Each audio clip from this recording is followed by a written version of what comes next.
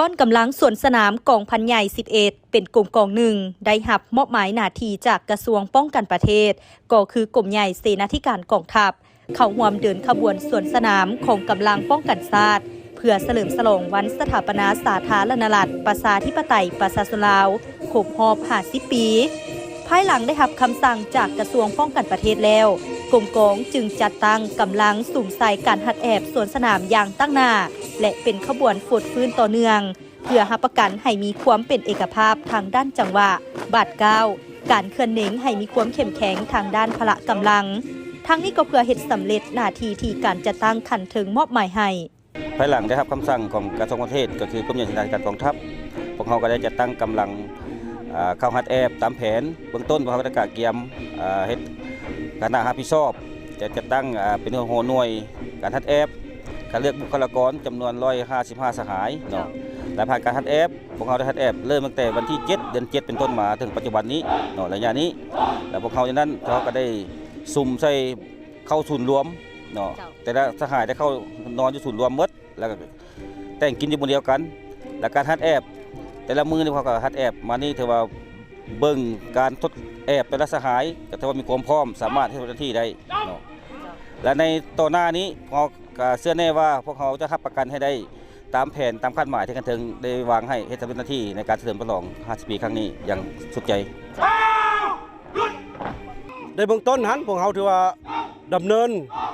ระยะที่1เลยมันพวกเขาก็ได้ห่างหากากย้ำเป็นต้นบุคลากรโดยนำเอากำลัง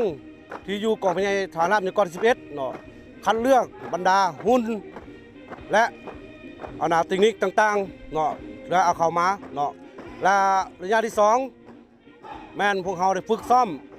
เป็นต้นมันท่าจังหวะการประกอบอาวุธหรือเครื่องประกอบของนายพลทหารผู้หนึ่งเนาะที่ว่าอยู่ในการสวนสนามและระยะที่ผ่านมาพวกเขาได้ฝึกแอบเนาะที่ว่ามีปัญหาหลายแนวที่ท้าทายพวกเขาเนาะเป็นต้นที่ว่าพวกเขาสรุปได้ทั้งด้านตั้งหน้าบรรดาตั้งหน้าแม่นพวกเขาได้ฝึกซ่อมตามระบบเวลาที่เขาถึงกำหนดพวกเขามีตารางในการฝึกซ่อมอาทิตย์หนึ่งพวกเขาจะฝึกซ่อม6 วันเนาะโดยเร่งเซวะจันทร์ถึงวันเสาร์เนาะส่วนวันอาทิตย์แม่นพวกเขาเฮ็ดเวียงงานกะเกียมเนาะเป็นต้นอุปกรณ์หรือเครื่องนุ่งพวกเขาจะมีการซ่อมแซมความรู้สึกถือว่ามีความรู้สึกภาคภูมิใจเป็นอย่างยิ่งเนาะเป็นเกียรติอย่างสูงที่ได้เป็นผู้หนึ่งเนาะที่ได้เข้าร่วมต่างหน้าให้พนักงานนักรบทั่วกองพันในทหารราบยานเกาะที่11เนาะที่ได้เข้าร่วมในก้อนสวนสนามครั้งนี้การฝึกแอบทำเฮียนสวนสนามเนาะในระยะผ่านมาถือว่ามีความยุ่งยากเนาะทางด้าน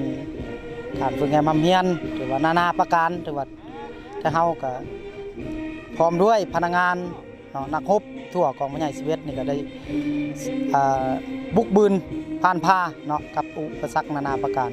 ตั้งแต่ที่ว่ารับประกันเรื่องงานพลาธิการเนาะตั้งแต่ได้รับการมอบหมายจากคณะพักคณะบัญชาก็คือทางกองพลใหญ่เนาะและกับแผนกพลาธิการแต่ว่าพวกเฮาก็ได้จัดตั้งปฏิบัติเนาะเป็นต้นเรื่องงานรับประกันการกินดื่มแต่ว่าเครื่องนุ่งรับใช้ต่างๆแต่ว่าผ่านการจัดตั้งปฏิบัติมาเวลานี้ก็1 เดือนกว่าแล้วเนาะแต่ว่าหมอนี่ก็ถือว่ามีความสามารถรับประกันได้ทางด้านวัตถุจำนวนและก็การอาหารตัวสามารถรับประกันแคลอรี่ได้ให้ครบตามธาตุที่ว่าทางเขากำหนดที่ว่ากระทรวงเนาะกำหนดไว้เนาะตามระบบอัตราทุกอย่างแต่ว่าสามารถรับประกันได้100%เจ้า